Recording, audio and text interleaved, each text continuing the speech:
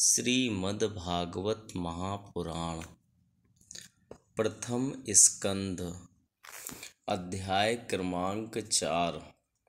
महर्षि व्यास का असंतोष। अथ चतुर्थो अध्यायः। व्यास उवाच इति ब्रुवाणं संस्तूय मुनीनां दीर्घसत्रिणां वृद्धः कुलपतिः सूतं बृहद्रचः शौनको ब्रवीत्। शौनक उवाच सूत महाभाग वदनो वदतां वर। कथां भागवतीं पुण्यां यदाह भगवाञ्छुकः कस्मिन् युगे प्रवृत्तेयं स्थाने वा केन हेतुना कुतः संचोदितः कृष्णः कृतवान् संहितां मुनिः। तस्य पुत्रो महायोगी समदृढनिर्विकल्पकः एकान्तमतिरुन्निद्रो गूढो मूढ इवीयते। दृष्ट्वानुयान्तमृषिमात्मजमप्यनग्नं देव्यो ह्रिया परिदधुर्न सुतस्य चित्रं। तद्वीक्ष्य पृच्छति मुनौ जगदुस्तवास्ति स्त्री पुंभिदा न तु सुतस्य विविक्तदृष्टेः। कथमालक्षितः पौरैः सम्प्राप्तः कुरुजाङ्गलान् उन्मत्तमूकजडवद्विचरन् गजसाह्वये।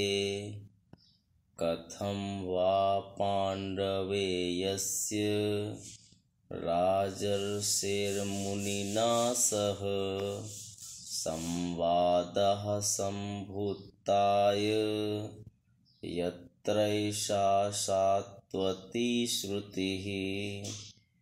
सगोदोहनमात्रं हि गृहेषु गृहमेधिनाम् अवेक्षते महाभागस्तीर्थीकुर्वंस्तदाश्रमम्। अभिमन्युसुतं सूत प्राहुर्भागवतोत्तमं तस्य जन्म महाश्चर्यं कर्माणि चाग्रहीणिनः। ससम्राट् कस्यवा हेतोः पाण्डूनां मानवर्धनः। प्रायोपविष्टो गङ्गायां नादृत्याधिराट्श्रियम्। व्यास जी कहते हैं, उस दीर्घकालीन सत्र में सम्मिलित हुए मुनियों में विद्या वयोवृद्ध कुलपति ऋग्वेदी शौनक जी ने सूत जी की पूर्वोक्त बात सुनकर उनकी प्रशंसा की और कहा। शौनक जी बोले, सूत जी, आप वक्ताओं में श्रेष्ठ हैं तथा बड़े भाग्यशाली हैं। जो कथा भगवान श्री सुखदेव जी ने कही थी वही भगवान की पुण्यमयी कथा कृपा करके आप हमें सुनाइए। वह कथा किस युग में, किस स्थान पर और किस कारण से हुई थी। मुनिवर, श्री कृष्ण द्वैपायन ने किसकी प्रेरणा से इस परमहंसों की संहिता का निर्माण किया था? उनके पुत्र सुखदेव जी बड़े योगी, समदर्शी, भेदभाव रहित, संसार निद्रा से जगे एवं निरंतर एकमात्र परमात्मा में ही स्थिर रहते हैं। वे छिपे रहने के कारण मूढ़ से प्रतीत होते हैं। व्यास जी जब सन्यास के लिए वन की ओर जाते हुए अपने पुत्र का पीछा कर रहे थे, उस समय जल में स्नान करने वाली स्त्रियों ने नंगे सुखदेव को देखकर तो वस्त्र धारण नहीं किया, परंतु वस्त्र पहने हुए व्यास जी को देखकर लज्जा से कपड़े पहन लिए थे। इस आश्चर्य को देखकर जब व्यास जी ने उन स्त्रियों से इसका कारण पूछा, तब उन्होंने उत्तर दिया कि आपकी दृष्टि में तो अभी स्त्री पुरुष का भेद बना हुआ है, परंतु आपके पुत्र की शुद्ध दृष्टि में यह भेद नहीं है।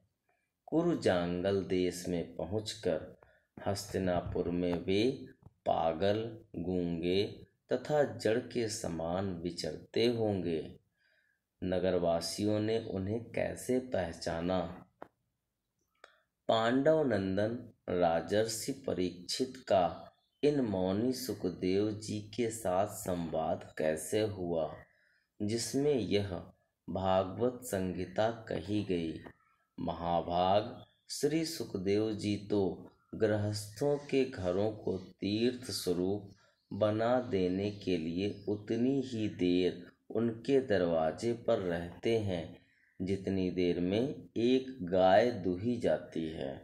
सूत जी, हमने सुना है कि अभिमन्यु नंदन परीक्षित भगवान के बड़े प्रेमी भक्त थे। उनके अत्यंत आश्चर्यमय जन्म और कर्मों का भी वर्णन कीजिए। वे तो पांडव वंश के गौरव बढ़ाने वाले सम्राट थे। वे भला किस कारण से साम्राज्य लक्ष्मी का परित्याग करके गंगा तट पर मृत्यु पर्यंत अनशन का व्रत लेकर बैठे थे?